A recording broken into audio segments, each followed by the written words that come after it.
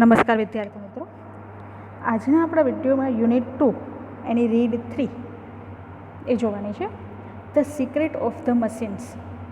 અહીંયા આપણને એક પોયમ આપેલી છે રીડ 3માં, જેના પોએટ છે રુડયાર્ડ કિપલિંગ અને એમનું ફૂલ નામ છે જોસેફ રુડયાર્ડ કિપલિંગ.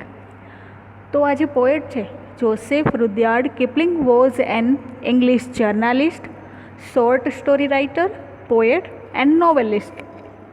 તો કે જોસેફ રુડયાર્ડ કિપલિંગ આ વ્યક્તિ એકમાત્ર ખાલી પોએટ કવિ નહીં પણ એક જર્નાલિસ્ટ છે, શોર્ટ સ્ટોરી રાઇટર છે, નોવેલિસ્ટ છે અને તેમણે પણ નોબેલ પ્રાઇઝ પણ મેળવેલા છે. તો એમની જે પોયમ અહીં મૂકેલી છે કે the secret of the machines. Machines એટલે કે યંત્રો અને યંત્રોનું રહસ્ય. કે આ કવિતામાં કવિ આપણને જે યંત્રો છે, પછી નાના હોય કે મોટા, એ બધા યંત્રોનું અહીંયા વાત કરેલી છે. કે ટૂંકમાં એમ કહી શકાય કે અહીંયા એક યંત્રોની આત્મકથા સ્વરૂપે આ કવિતા મૂકેલી છે. કે આ કવિતામાં કવિએ યંત્રોના જન્મથી લઈને ત્યારથી કરીને માનવોની જે ભિન્ન ભિન્ન જુદી જુદી જરૂરિયાતો છે, તો એ સંતોષવા માટે જે યંત્રો તેમની વિવિધતા, પોતાની જે જરૂરિયાતો, માનવો માટે સતત કામ કરતા રહેવાની એમની જે પ્રતિબદ્ધતા છે એ અહીં વ્યક્ત કરી છે.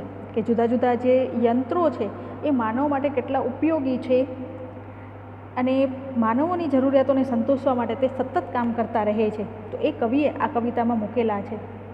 કે પોએટ આ કવિતામાં જણાવે છે કે યંત્રોની જે કાર્યશૈલી છે એ ખૂબ જ સંક્ષિપ્તમાં રજૂ કરી છે. અને કવિતામાં કવિ સૌથી ઉપરની એક બાબત કે યંત્રો પાસે કબૂલાત કરાવે છે. કે યંત્રો એમ કહે છે કે અમે લાગણી વિહીન છીએ અને અમારામાં કોઈ પણ જાતના ભાવ, કોઈ લાગણી નહીં. અને અમારો એક નિયમ કે જો અમારી સાથે કામ કરવામાં તમારાથી કોઈ પણ જાતની કાંઈ પણ ભૂલચૂક થાય તો યંત્રો એટલે એમ કહે છે કે અમે તમને કોઈ કાળે માફ નહીં કરીએ. મતલબ યંત્રો એ સાધનો છે, એનામાં કોઈ પણ જાતનો પ્રેમ, કોઈ ભાવ, કોઈ લાગણી તો છે જ નહીં. કે આપણે એની સાથે કામ કરતા અહીં પછી યંત્ર નાનું હોય કે મોટું, જો કામ કરતી વખતે આપણાથી કામ કરતી વખતે યંત્રમાં ધ્યાન ન દેવાય અને એકનું બીજું જરાક આડું અવળું થઈ જાય તો એ આપણને માફ કરતા નથી. એટલે મતલબ તરત જ આપણને નુકસાન થાય છે. તો યંત્રોએ એ પણ કબૂલ્યું છે કે અમે પૃથ્વી પર સર્વશક્તિમાન છીએ. મતલબ કે જે પણ માનવો યંત્રો પાસેથી કામ કઢાવવા ઈચ્છે છે તે અમે બધું કરી શકીએ છીએ, પણ છેવટે તો આ બધા યંત્રો છે એ માનવ મગજની પેદાશ છે. તો આ બધું કવિએ કુશળતાપૂર્વક આ કાવ્યમાં મૂક્યું છે કે જે ખૂબ જ લાઘવયુક્ત યંત્રોનો પૂર્ણ પરિચય કરાવ્યો છે. તો આપણે જોઈએ રુડયાર્ડ કિપલિંગની આ સરસ મજાની poem the secret of the machines, યંત્રોનું રહસ્ય.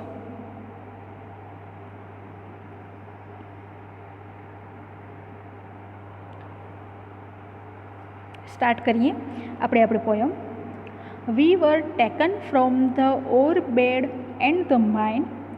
We were melted in the furnace and the pit. We were cast and wrought and harmed to design. We were cut and filled and tooled and gauged to fit. Some water, coal and oil is all we ask, and a thousandth of an inch to give us play. And now, if you will set to our task, we will serve you 24 hours a day. We can pull and haul and push and lift and drive. We can print and plow and wave and heat and light. We can run and race and swim and fly and die. We can see and hear and count and read and write. But remember, please, the law by which we live. We are not built to comprehend a lie. We can neither love nor pity nor forgive. If you make a slip in handling us, you die. Though our smoke may hide in the heavens from your eyes, it will vanish and the stars will shine again, because for all our power and weight and size, we are nothing more than children of your brain. તો આ કવિતાના pronounce જોયા. હવે આપણે આખી કવિતાના meaning સમજીએ કે કવિ કઈ રીતે આમાં યંત્રોની વાત કરે છે. કે એનું આગળ મેં તમને જેમ કીધું કે યંત્રો પાસે કબૂલાત કરાવી છે, તો કેવી રીતે કબૂલાત કરાવી છે અને સ્ટાર્ટિંગ એ એના જન્મથી કેવી રીતે વાત કરે છે. તો આપણે સ્ટાર્ટ કરીએ આપણી poem. Read 3. We taken from the orebed and the mine. Orebed એટલે કે ધાતુ મિશ્રિત જે માટી છે, કે ધાતુની એક ક્યારી, કે ક્યારીમાં આપણને જે માટી મળતી હોય છે, તો એ માટી ક્યાંથી? એટલે ધરતીના પેટાળમાં પડેલી જે ધાતુ મિશ્રિત એક માટી. And the mine. માઇન એટલે ખાણ. તો કે ધાતુના ક્યારીમાંથી અને આ ખાણમાંથી માટીમાંથી વી વર ટેકન ફ્રોમ, કે અમને લેવામાં આવ્યા, મેળવવામાં આવ્યા. કે માનવીએ આ જે માટી હતી એમાંથી અમને લીધા. પછી એ ખાણ હોય કે ધાતુની ક્યારી, તો કે ધાતુ મિશ્રિત માટી અને ખાણમાંથી અમને મેળવવામાં આવ્યા. We were melted in the furnace and the pit. Pit એટલે ખાડો અને ફર્નેસ એટલે ભઠ્ઠી. મેલ્ટેડ, મેલ્ટ કરવું એટલે પીગળાવવું. તો કે જે ભઠ્ઠી છે એ ભઠ્ઠીમાં અને ખાડામાં અમને પીગળાવવામાં આવ્યા. કે કોઈપણ જાતનો વસ્તુ આપણે બનાવવી હોય, યંત્ર બનાવવું હોય, તો એને મિક્સ કરવું પડે, એટલે એમાં મેલ્ટ કરવામાં આવે છે, પછી એ ભઠ્ઠી હોય કે ખાડા.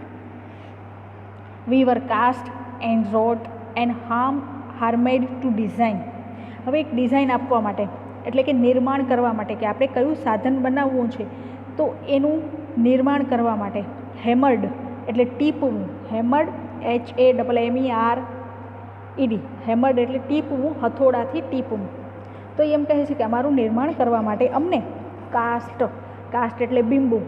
એક બિંબામાં ઢાળવામાં આવ્યા, કે આપણને જે આકાર આપવો છે એ, અને અમારું ઘડતર કરવામાં આવ્યું, અને હથોડા વડે અમને ટીપવામાં આવ્યા. અહીંયા રોટ એટલે કે વર્કડ, કામ કરવું, ઘડતર કરવું. તો ઘડતર કરાયું, અમને હથોડા વડે ટીપવામાં આવ્યા અમારું ડિઝાઇન, નિર્માણ કરવા માટે. We were cut and filed and tooled and gauged to fit.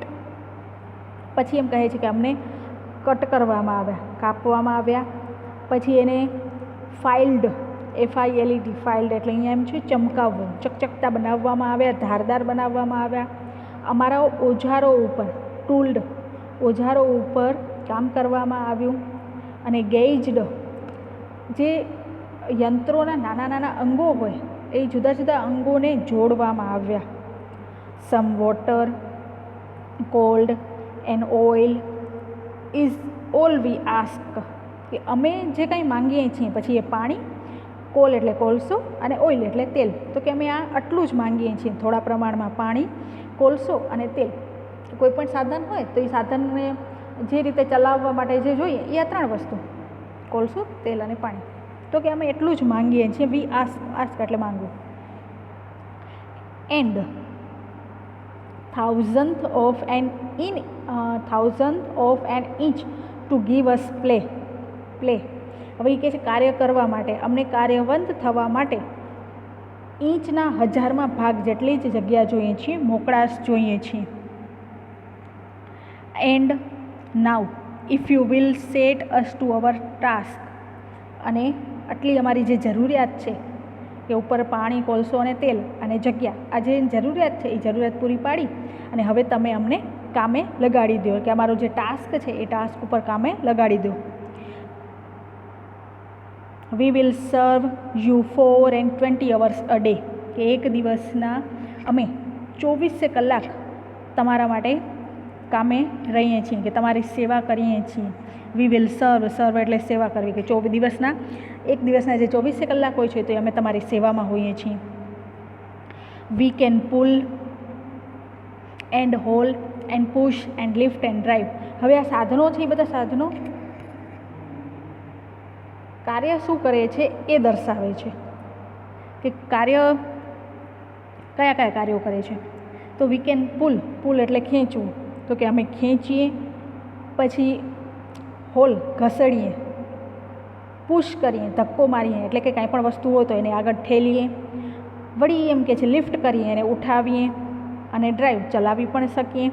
તો આ બધું કાર્ય અમે કરીએ છીએ સાધનો, એમ કહે છે. વી કેન પ્રિન્ટ, અમે પ્રિન્ટ કાઢીએ છીએ, છાપીએ છીએ, કે આપણે બધાએ પ્રિન્ટર મશીન પણ જોયા છે કે એમાંથી પ્રિન્ટ કાઢે છે. એન્ડ પ્લાઉ, ખેડીએ છીએ, કે જમીન ખેડવા માટે પણ જે હળના અને બધા સાધનો ઉપયોગ થાય છે, તો એ એક જાતનું યંત્ર જ છે કે જે ટ્રેક્ટરનો ઉપયોગ કરવામાં આવે છે ખેડવા માટે. તો એમ કહે છે કે અમે પ્રિન્ટ કરીએ છીએ, અમે ખેડીએ છીએ. વેવ એટલે વણવું, તો અમે વણાટકામ કરીએ છીએ. હીટ એટલે ગરમી અને લાઇટ એટલે પ્રકાશ, તો એક જાતની ગરમી એટલે કે ઉષ્મા અને પ્રકાશ પણ આપી શકીએ. We can run race, we can run એટલે દોડવું, કે અમે દોડી શકીએ. રેસ અમે હરીફાઈ કરી શકીએ.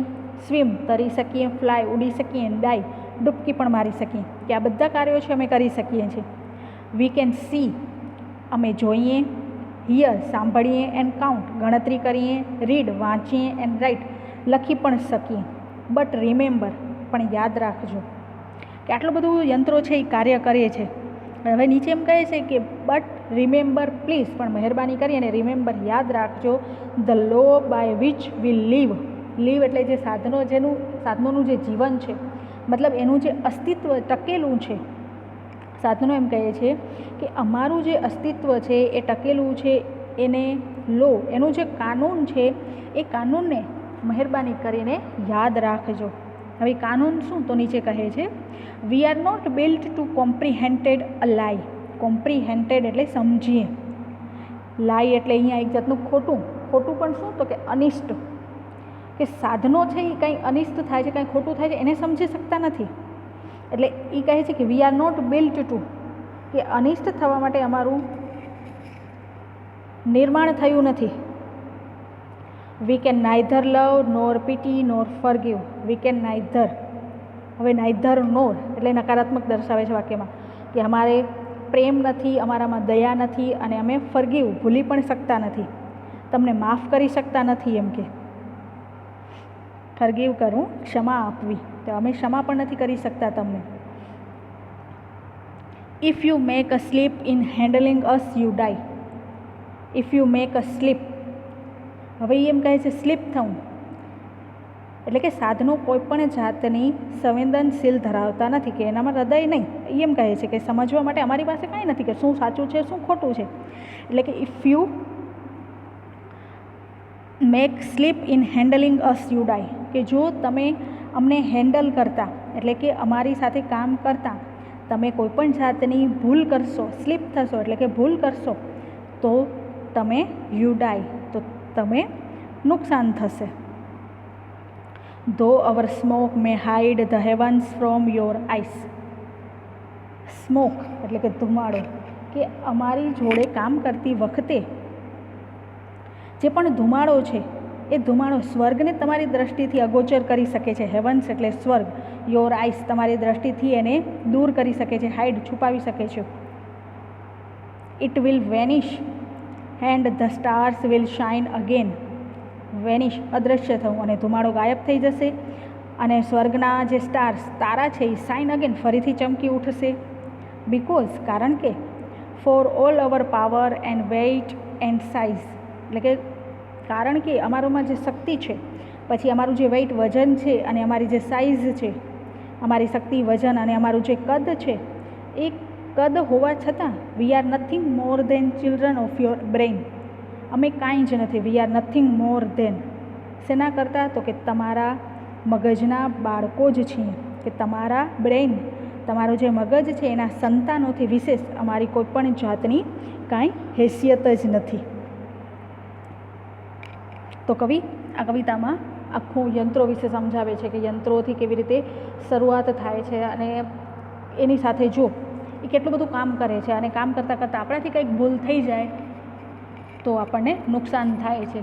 કે એક સાદામાં સાદું આપણે ઉદાહરણ તરીકે સાવ નાની બાબત પણ કોઈ યંત્રથી કાર્ય કરતા હોય અને ધ્યાન ન રહે તો આપણને વાગી જતું હોય છે. તો પછી આ મોટા મોટા સાધનો પણમાં ધ્યાન રાખવી પડે છે. એટલે કવિએ અહીંયા એક યંત્રોનું રહસ્ય બતાવ્યું છે, કે યંત્રો છેલ્લે તો કાંઈ જ નથી, એ એમ કહે છે, કબૂલ કરે છે એવી રીતે કે અમે માત્ર તમારા મગજની જ પેદાશ છીએ, એનાથી અમારી કાંઈ, એના સિવાય અમારી કાંઈ હેસિયત નથી. તો આ કવિતા રુડયાર્ડ કિપલિંગની અહીં પૂર્ણ થાય છે. આપણું યુનિટ 2નું રીડ 3 કમ્પ્લીટ. Thank you.